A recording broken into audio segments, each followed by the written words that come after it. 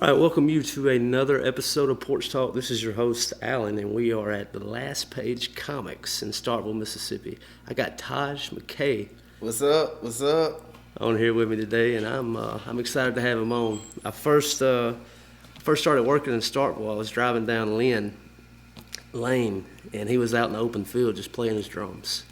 And it happened a second time, and I called him, and I was with my coworker. I said, "We got to go over there real quick." 2 times the charm. That's it. And so, man, just let's start right there. How long have you been just out in these open fields playing? About 3 months now, man. About 3 to 4 months. And so, what made you want to do that? Where'd that come from? Well, I quit my job, quit school. So I didn't really have like a weekly source of income coming in. And I had gigs on the weekends, Yeah. But I didn't have a weekly source of income coming in. You can't just eat on the weekend. So I was like, let me set my drums up one day out here. And I didn't have a place to practice as well. Okay. Because we stay in an apartment. And they would call the cops. You know how they go. So I was like, let me come out here and set up. Yeah. Let's just see how it goes. So I was playing. And people just started stopping. I didn't think anyone would stop. Because it was super hot. You know what I'm saying? And I'm like, man, ain't nobody going to stop. So I might as well just practice. Get some free practice in. And people just started stopping like crazy. And it was like, man, you should get you a bucket, man, so we can put you a donation in here. And I was like, okay. Won't mind if I do. Yeah. So I just kept doing it, and I was seeing the smiles that I was putting on people's faces. People heading to work, they be like this and then frowning. Yeah. And they look up, they like, whoa, this dude in the field playing the drums. Yeah. You're getting down out there. Right, man. So it's beautiful seeing that, Yeah. It's like $100 worth of gold to me. Yeah, it caught my attention, man. Because, I was hoping, because when I got back to the office, Yeah. I told my coworker, I was like, we need to go back out to Lynn if we got any service orders out that way. I was like, there's a cat out there playing drums.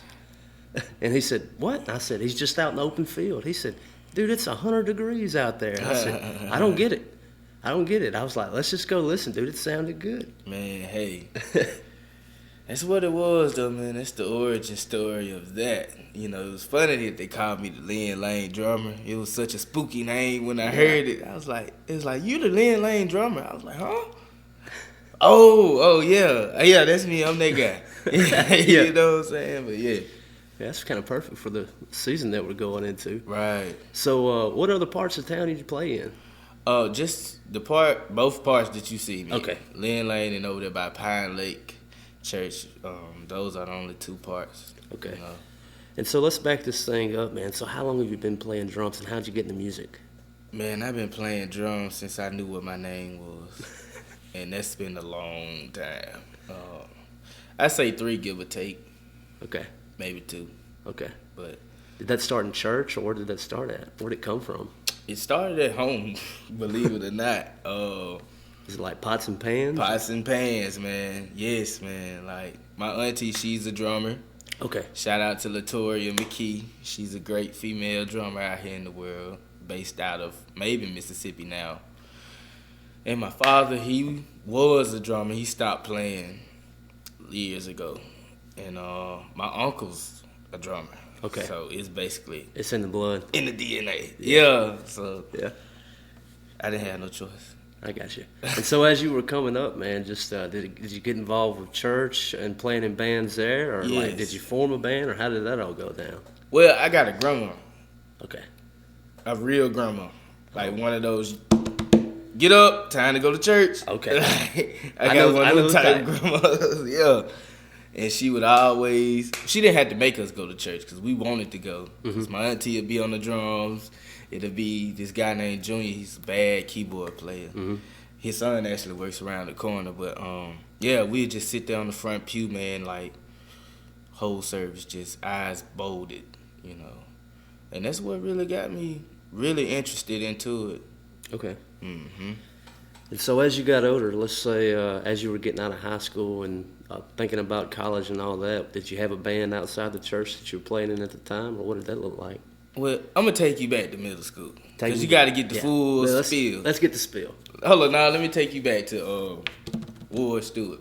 All right, so as a youngin', I always loved playing music. You know what I'm saying? Mm-hmm. As you know, and once I got in middle school, I ended up stopping, like completely. Yeah. And this is a side of the story that no one gets, but I stopped playing, bro. Because, you know, I was in middle school, and, you know, you go through that phase as a young man, and you like, man, I want to fit in with the cool kids, you know what I'm saying? You want to do all this other stuff. Uh-huh. And so from middle school, I say about 7th and 8th grade, I didn't touch a drum set. I actually sold my drum set. Okay. And that was tragic for me. Like, when I thought about it a couple years later, I was like, how? But yeah, man, I sold my kit. So I wasn't playing until this church called me, which is my old home church, Victory Church of God in Christ. Shout out to them in Uport, Mississippi. They called me one day, and it was like, hey, their church had burned down that I was playing at back in the days. And they was like, look, we need a drummer. Could you do it? And I was like, yeah, but I ain't got a drum set. And it was like, okay, it's cool. Yeah. So, yeah, that's what got me back. But high school, I started playing a little bit. So when you were taking that time off and just trying to be cool, were you looking into athletics, or what was you looking towards? I tried athletics, basketball. Okay. I put that same energy I was putting in drumming into basketball, and resolutely didn't make the team in the traditional sense, but I was the manager. So, Okay. And we ended up winning the championship. Both years I was the manager. Where was that at? Starkville High. Nice. 1 year middle school and 1 year in Starkville High. Okay. I got kicked off the team. That's another story. I'm quite the kid, man. Yeah. Yeah, bro. All right. And so we're getting through high school. You're playing at your home church. Right. When did the Starkville music scene start opening up for you? Dude, give me about 5 seconds because I don't want to lie. Okay. I'm trying to get it right. Someone came up to me and told me about open mic night at Dave's Dark Horse Tavern. Okay. I don't remember who said it, and forgive me for whoever is listening, and they might be the person who told me, but I just don't remember who said it. But they was like, man, you got to go to Dave's, bro. Because I was like, bro, I'm tired of just playing at church, man. You know, I love church, but I want to play around here. You know, how do I get in around here? And so they were like, bro, go to Dave's. So I set my drums up. I had got me a little piece of kit together. Did the kick, did that come from Rob Swindle at the time? Yes, the kick drum did. Yeah. The bass drum. Yes. Shout out to Rob, too. He gave me that. Yeah. It was cool.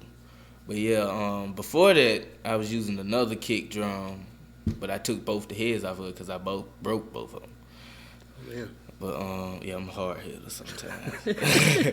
But, yeah, I went to Dave's, met Dave, Keatsy Gun Money, you know him? Uh-huh.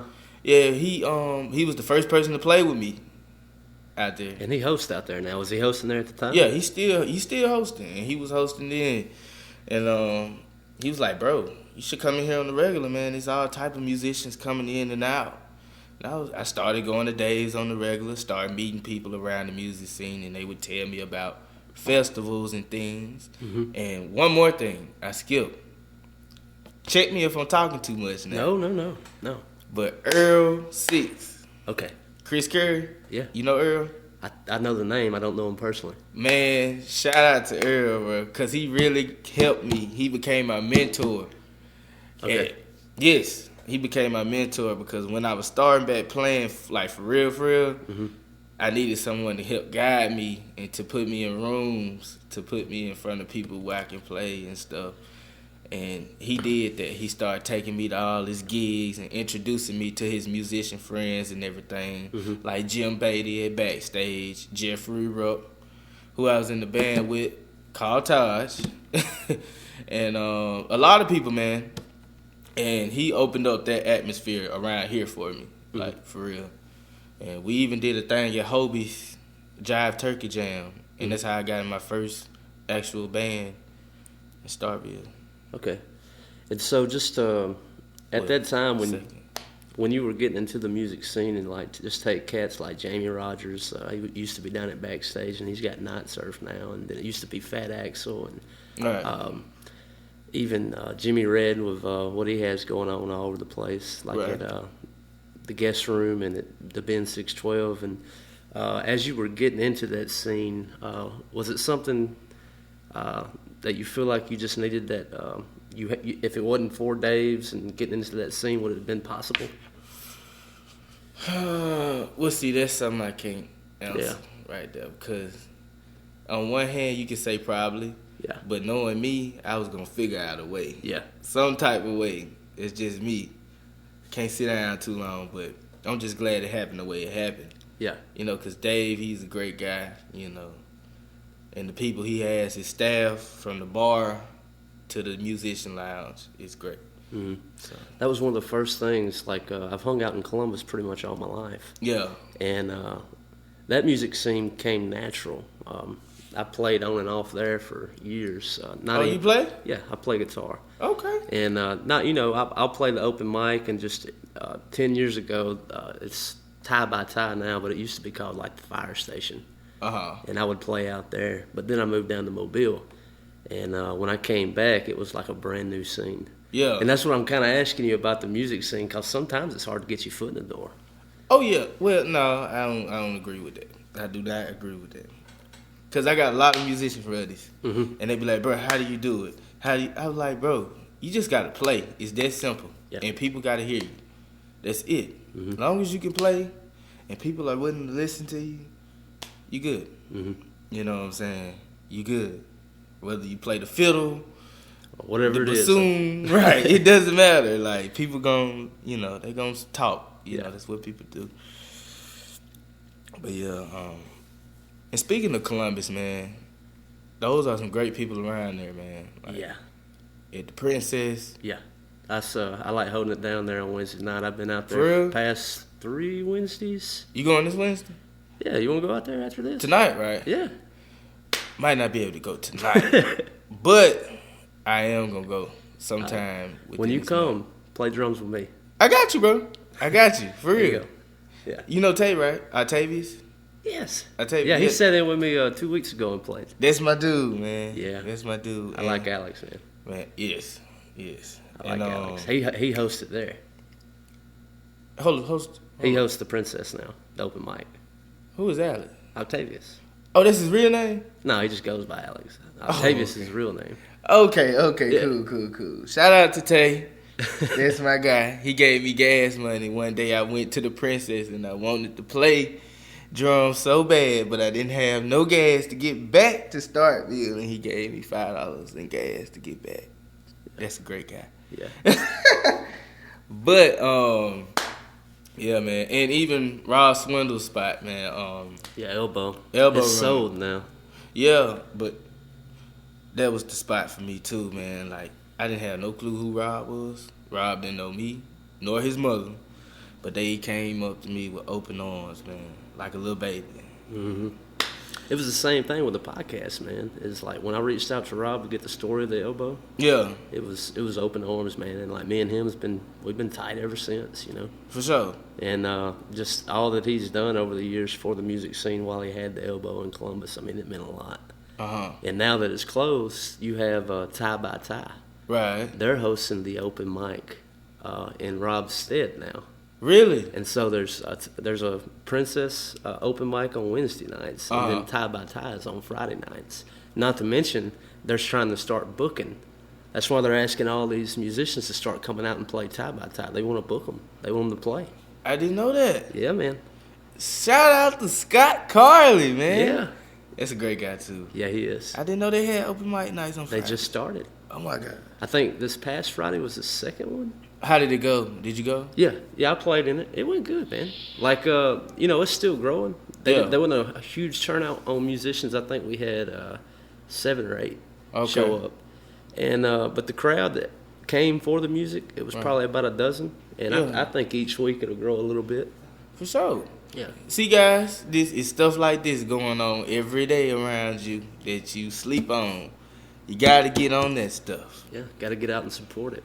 But man, when I started working in Starkville, the first place, when I was reaching out to Rob and folks from Columbus, I was like, where do I go to get a taste of Starkville's music scene? They was like, go to Dave's. Yeah. Go to Dave's. You need to meet Kitsy. Is that right? Keatsy. Yeah. And get in there and just listen to some of the musicians, buy them a beer, get to know them. Yeah. And just get in the scene. That's it. And I've made it to one open mic so far out there, and man, it was a good time. But even then, I think it was a slow night, and the sign-up sheet was full. Yes, man. I mean, so you better get there early if you want to play. We talking about 7 o'clock max, man. Because they'll hit that list, bro. But, yeah, bro. And so, man, it's just getting back to your story, and I don't want to skip around, and if we need to go back, just tell me. But as that second band, is that the band that you have now? No. Okay. Actually, my first band was a band called Soul Gang. And shout out to Soul Gang. Those are guys who I met, and we all got together and did the first Battle of the Bands here.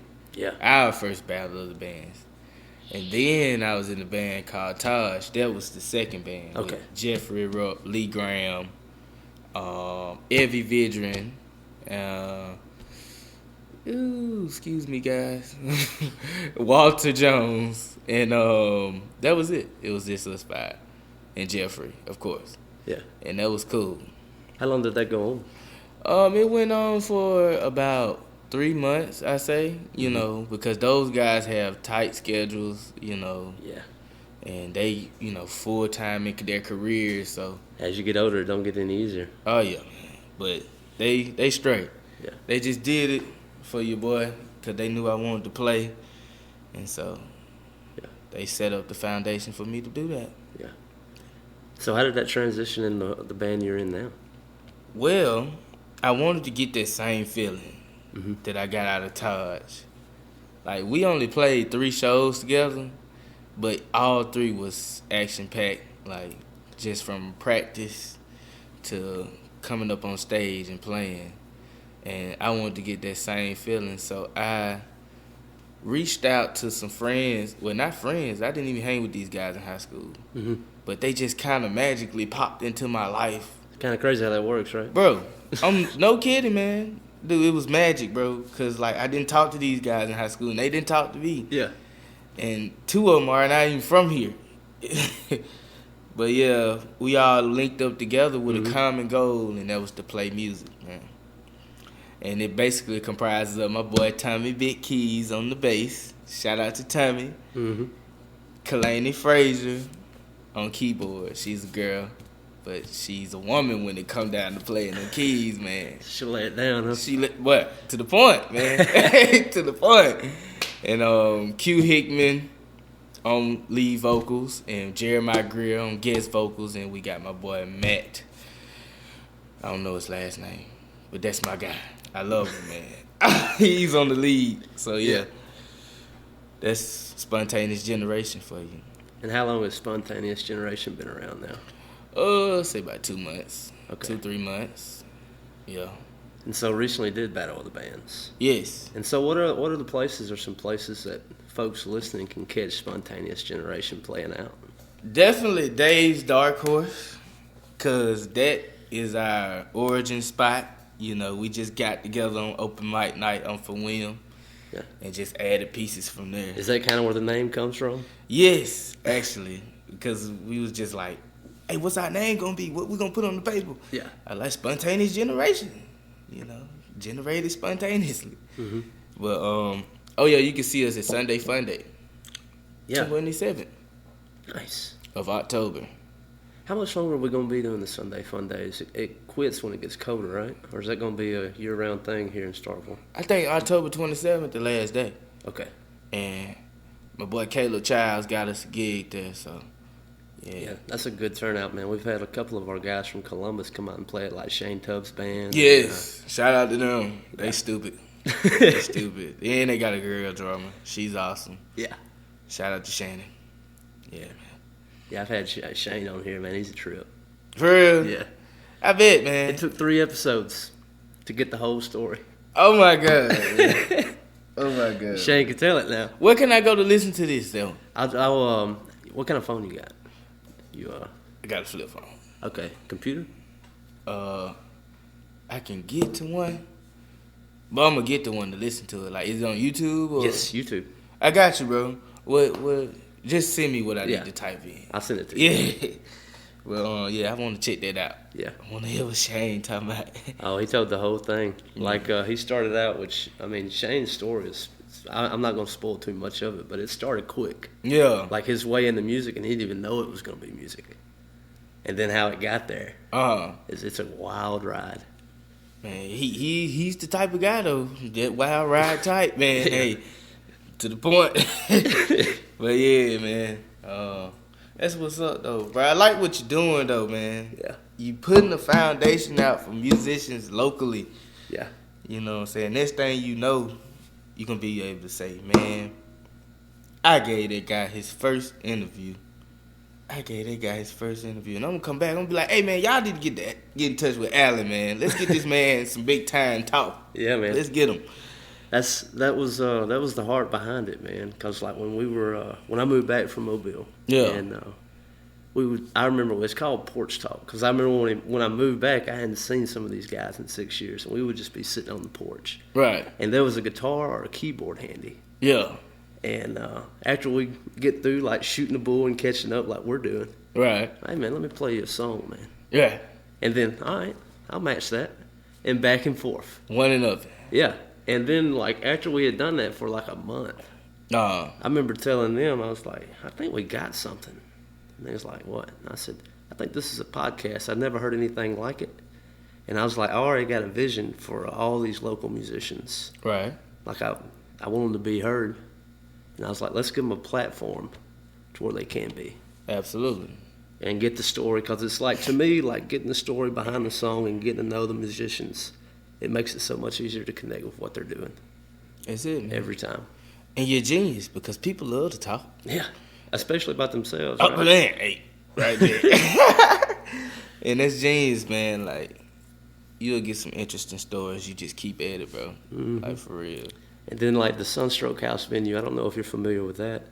That's Jamie Nettles. It's in downtown Columbus. Okay. And so she does outside talent. And brings it in, like, latest show was Sean James. I don't know if you're familiar with him. Phenomenal artist. And she's had a 4-time Grammy winner, John Paul White from the Civil Wars, and like getting just good out-of-towners coming in. And it's just good for the music scene in general in Columbus, and trying to produce a heart for people who love music to come out and support it. For sure. And so I like where we are, man. Hey, man. I'm telling you, Mississippi is a mildew gold mine. People don't know it. Yeah. But so, man, I wanted to talk to you about influence. So, out the gate, 2-3 years old and playing drums, and you mentioned it was in the blood. But, like, when you're learning songs, what bands or what artists do you like listen to? Who's your favorite drummer, if you could say? I don't have a favorite drummer. I'm my own favorite drummer. Yeah. But I got plenty of influences who I've gotten from, and one is my auntie, most definitely. Like, her style is unlike anyone's I've heard, you know. She play 4 on the floor. Everything else is you do what you want. And that's kind of my foundation. But guys like Stuart Copeland, Dennis Chambers, John Bonham, he's cool. Chad Smith, Neil Peart. We can go on and on. Yeah, we got Rush and Chili Peppers. Chili Peppers, yes, Chad Smith. That's one of my... If I had a favorite, he'd be my favorite. Hates being told that he looks like Will Ferrell. Yes, man. Like, I just like him on and off stage. Like, he's just a live wire. Yeah. What about yourself? It was new to me. I've never been a real big Tool fan. Oh, man. You know, with all the hype of their music finally being released on Spotify and it's more accessible. Yeah. And just all the buzz. I was talking to a Tool head, and I can't even think of the guy's name right now, the drummer. I don't know his name neither. Long hair guy though, right? Mm-hmm. Yeah. I'll edit in his name, or we'll just leave it open and like they can tell us in the comments. But for a long time, Neil Peart was my favorite.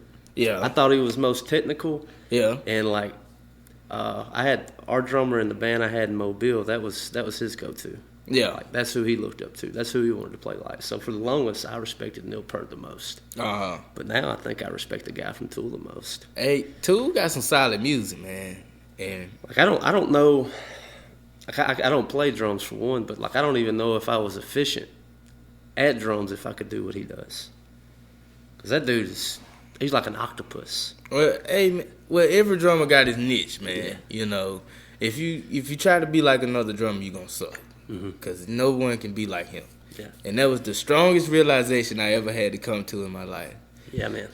Like, and even with guitar, SRV, of course, Stevie Ray Vaughan. Oh, yeah.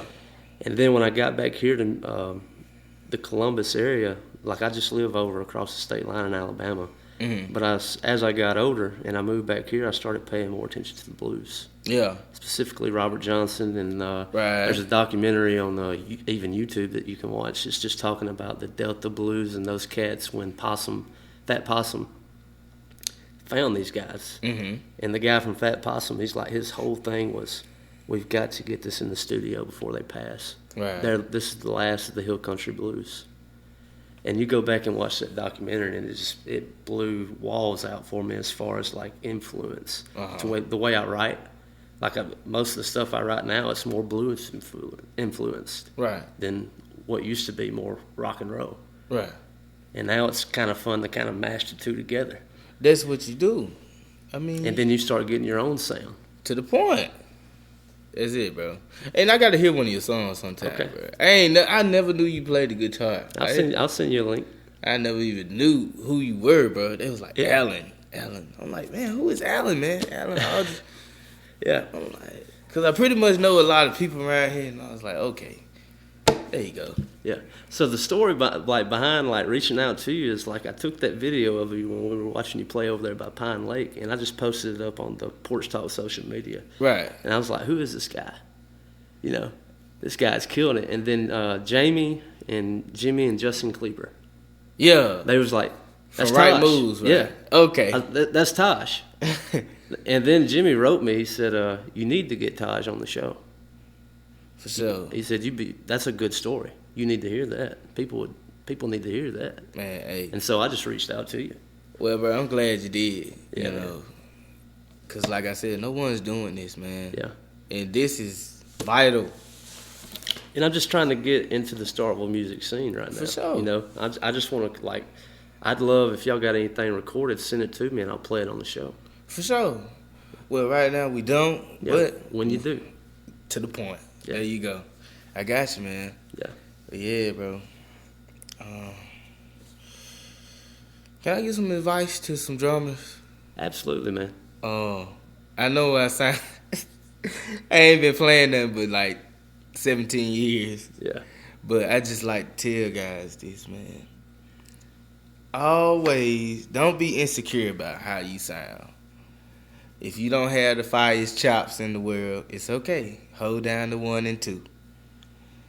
If you ain't got the best 1 and 2 in the world, it's okay. Get some buckets, become a street drummer. It's a place out here for all of us. You know what I'm saying? And I'm just saying this because this is what I dealt with. I wanted to be like all these guys. You know, growing up in the gospel drummer world, there's a lot of them. It's a lot of them. And you don't have to look far and be like, no, dude, they're way better than me. Dude, I'm telling you, bro, if you'll be thinking like that, man. And it's like I don't have a place here. You do. Man, you do. You just gotta look for it. And you ain't even gotta look for it, you just gotta accept it, man. And it'll come to you. But that's it, man. That was it was one of the more recent sets I played. I was sitting down with another guitarist, and he had just gotten off the phone, I guess, with his daughter. And he's sitting right next to me. I wasn't trying to hear it, but, you know, it's an earshot, so I hear some of what he's saying. Yeah.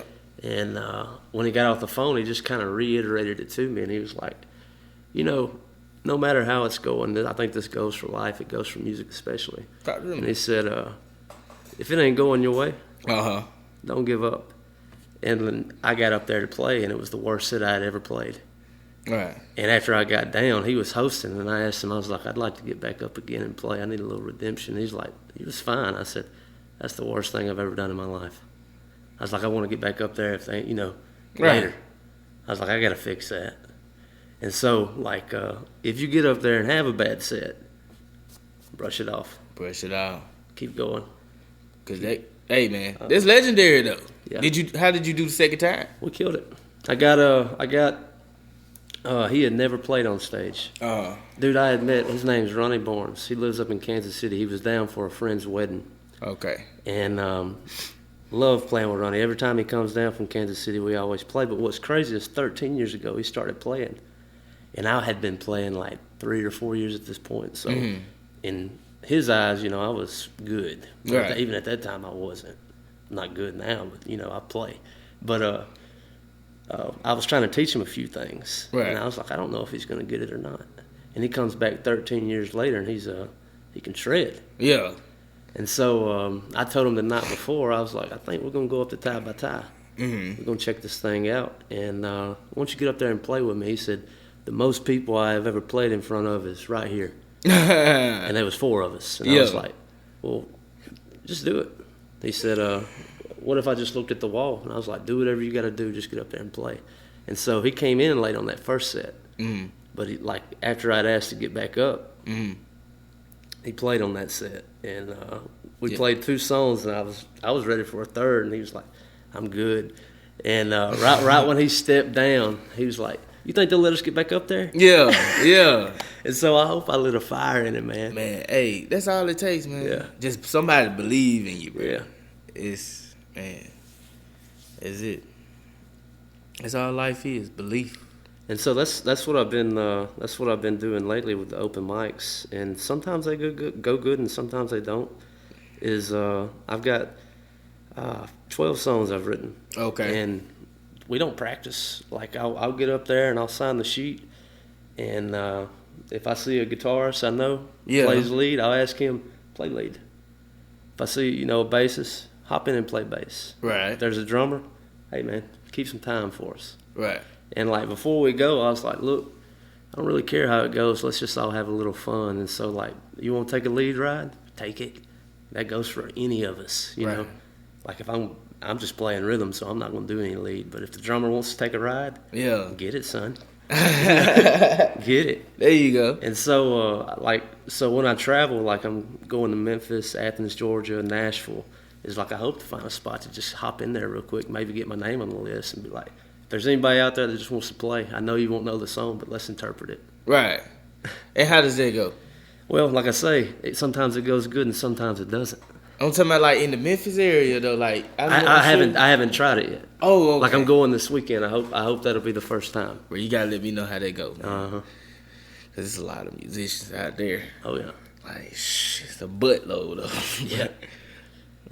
I would just think about Nashville. I mean, that's right. It's the home. That's where everybody goes. Right, man. Yeah, I was gonna go to Nashville, but I was like, shoot, that's where everybody at. I need to be somewhere where everybody not. Yeah. That's been another thing with like doing this podcast is like, man, I got a couple of ideas that I want to eventually do. It has something to do with like a recording studio / venue. Wow. And I don't want to go somewhere where there's already just a flooded market, say Memphis or Nashville. I want to find the next big place that just is untapped. Right. And we'll do it there.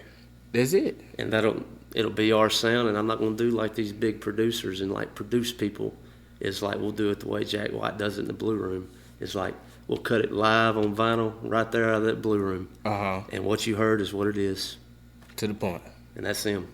That's their sound. We're not going to overproduce it. We ain't going to make it sound like something that needs to be on the radio out of that Nashville can. You know? We're just going to give it to you raw. That's it, man. And that's the realest thing you can do. You know, you got here simply because of the rawness. Mm-hmm. You feel me? So, if you following what I'm saying. So, that's the best way to keep it sometimes, man. Yeah, man. Don't be rubber ducking stuff, man. Like, I don't know, man. Like, what other... I like to think that this is definitely a place for maybe young musicians or people thinking about music. What else you got as far as, like, when you first start on drums, and it just feels like my hands wanting to do what my feet's doing, and Man, you gonna have to cry it out. work through it. You gonna get mad. I still get to the crying point sometimes when I'm playing. See, I'm getting emotional now talking about it. When I'm working on something and it's not working, Mm-hmm. you just gonna have to cry it out, man. Blood, sweat, and tears, for real. And that's what determines your success. When you go out and like bust those open fields, how long do you sit out there? Sometimes does it depend? Man, on average, about 3 hours. Yeah. 4 hours. Before you start burning up? The only reason I leave is because I have other stuff I had to do, like practice or stuff like that, Mhm. or it gets too dark, of Yeah. course. But I remember one night I stayed out there like 11 o'clock because I had to practice a song for this play Mhm. that I'm touring with. Selma the Musical. Shout out to them, The Untold Story. Yeah, I saw that. I was going to ask you about that. Glad you brought it up. Yeah, man. How'd you get into that? Going back to the top. I was out in the field one day on Lynn Lane, and this guy who happens to be a actor, Yeah. his name is Q. He stopped, and he was like, "Man, what you doing out here?" He said he was later on when we all got together. He said he was heading to practice. Mm-hmm. And he was like, "Dude, what are you doing out here? It's like 99 degrees." And he's like, "I love it, but dude, you know." That was my thing. I was like, you could find a shade. Man, I was like, "Nah, I'm gonna put it out here raw, like you said." Mhm. But he ended up giving me some change, man. He gave me some cash. He actually paid for my meal that day, and he was like, "Man, look, we need a band, and I would love you to come out and just try out with us." And so I got two of my bandmates, Kalani and Tommy Big Keys, and we went down there and we did well, and we've been touring with them since. Great. So where all does that take you? We went to Montgomery, Mhm. we went to Cincinnati, Ohio about a couple weeks ago, and then we just got back from Atlanta about a week and a half ago. Okay. Yeah. So getting a lot of travel out of it. Yes, man. Yes, and they're amazing people, Mm-hmm. down to earth, real. You know, they ain't the squeaky kind, the rubber ducks. Yeah. Nah, they for real, man. Yeah. And yeah, it's been great. Yeah, I mean, I just go back to you playing the open fields, man. Like, that's when this happened. Like, when I saw that, I was like, that dude wants it. Oh yeah. And I man. guess he saw the same thing, you know. It's, man, I'm telling you, I didn't have anything else going on, man. Yeah. You know, why sit around the house all day? You can be out here beating the heat. So, I got you. Well, man, if you can project, just for spontaneous generation and for the theater work with the play, just down the road, man, what are you thinking? What's going on? Like, what's your goals with those? If you've thought about it. My goals for those? Yeah. Oh yeah, we already in my head done made it, bro. Like, what I'm gonna do is I'm gonna tour from age right now 20 till about 33, and after that I'm opening up a studio, Spontaneous Generation Studios, right here in Starkville, Mississippi, and that's gonna be for artists, bands. You know, if you're into graphic designs, get you a job over here at Spontaneous Generation Studios. And we'll basically have an outlet where people don't have to go to Nashville. They don't have to go to California to feel like they can make it. They can make it right here. Yeah. You know, and you ain't got to do no freaky things to get there. You know what I'm saying? Yeah. So that's what it's all about, man. And that Spontaneous Generation goal is all those guys, they're going to be teaching. They're going to be helping young musicians like I was, who felt like they didn't have nobody. There's plenty of people like you, Earl, but who thought they don't have anyone. We're going to put them on game and make them some stars, man. There you go.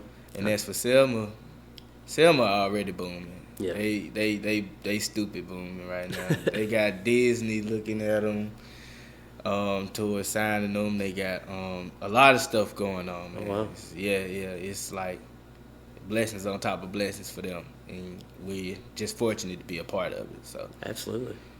You know Dustin Gibson out of Columbus? Dustin Gibson, What does he do? So he used to work at the W. He done the stage building for the plays.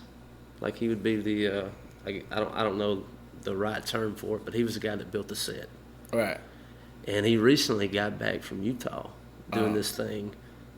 Same thing. Landed this gig for the summer, building sets. And now he's kind of got a similar thing. Like what he was doing out there is catching a little heat from Disney. And so he may be going his way back out there. I was like, that might be somebody that would be a good reference for you. Really? As far as like if you wanted to pursue more in that area. For sure. Destin Gibson. Mm-hmm. Does he drive motorcycles? Yeah. I think I know who you're talking about. Yeah. I really do. He plays guitar. He just started a band, and really? I'm excited about what they're doing because I've known Dustin right at a year now, and like I met him through the podcast, like me and you met, and I never took his music seriously because anytime me and him play guitar, he would play like a silly song. Yeah, and so I never took him seriously. Right, and he was first time I'd ever went over to his house to hang out. He was just, I got a band. We've been practicing right here, and we're about to play out. Mm.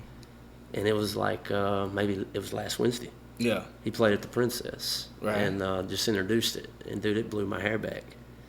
What kind of band they got going on? It's kind of like a Led Zeppelin type thing, man. It's like really hard, like bluesy rock, dude. And they bring it. They concrete. Yeah.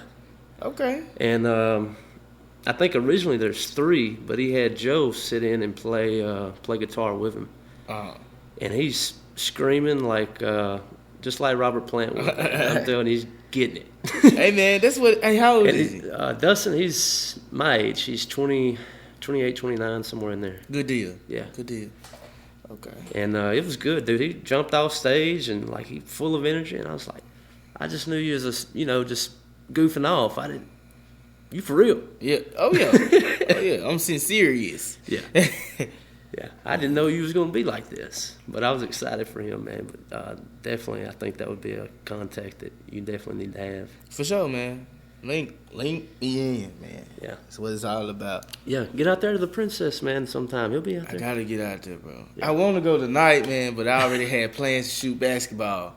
Right after I left here, I was like, I'm going to go shoot ball. No big deal, man. There's always another one. As a musician, you got to keep yourself in shape, man. Yeah. It's easy to get chubby and that stuff out here.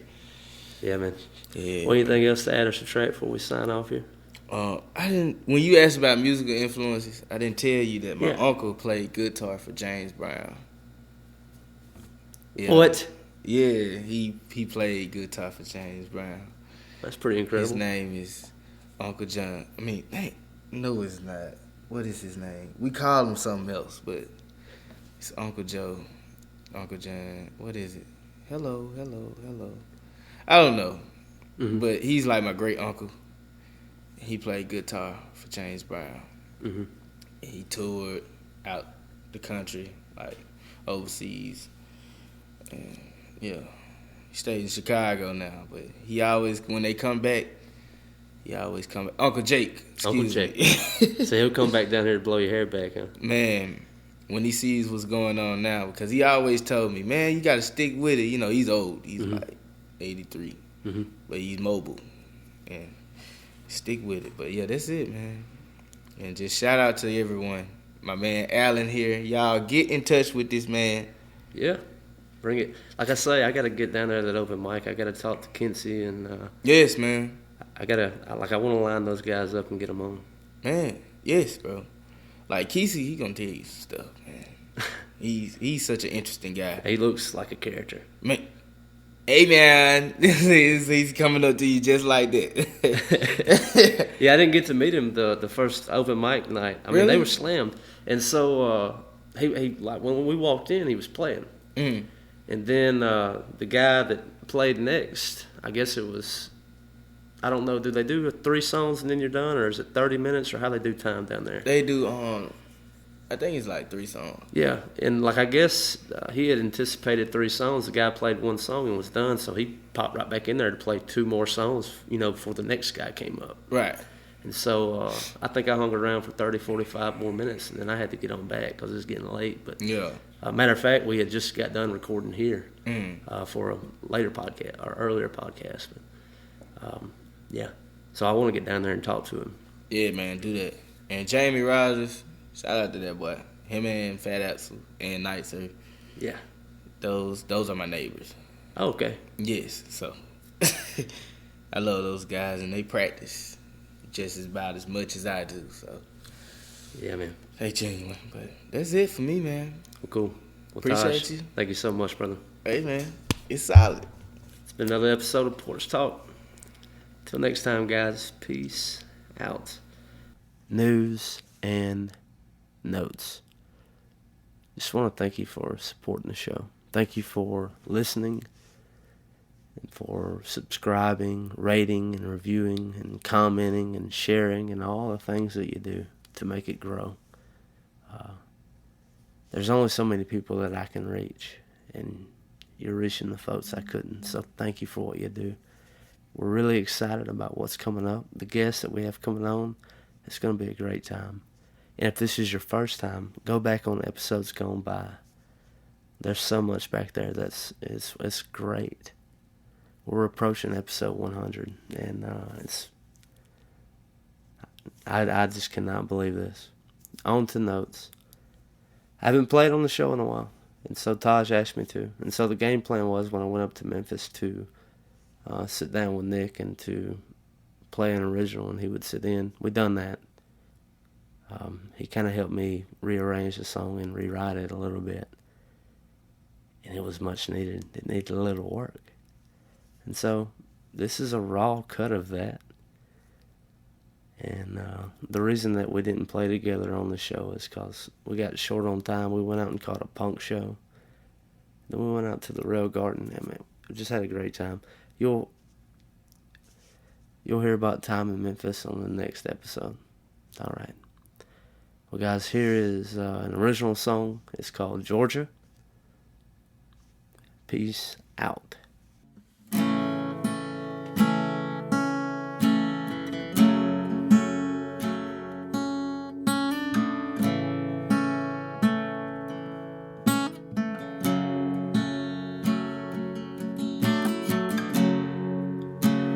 Georgia, she's on my mind.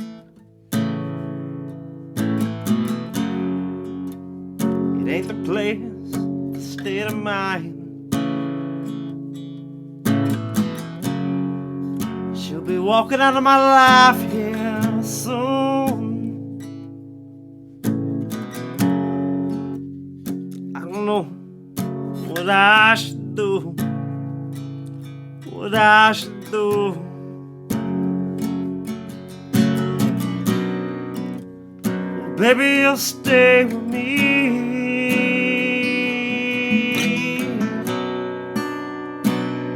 And let's just be.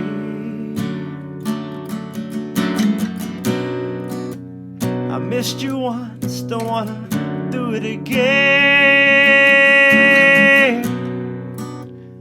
Georgia, girl, you on my mind.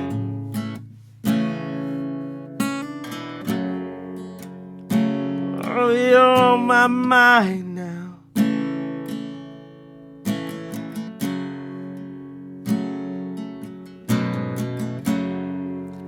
I'm telling you now, there goes electricity.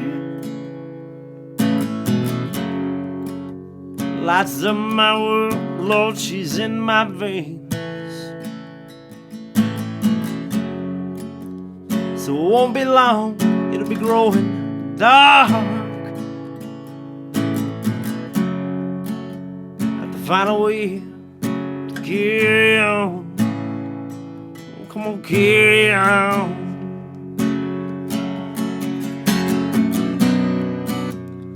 Baby, you'll stay with me.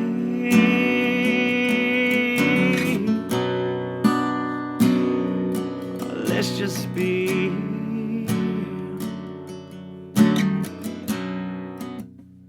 I missed you once, don't wanna do it again. Georgia, you on my mind.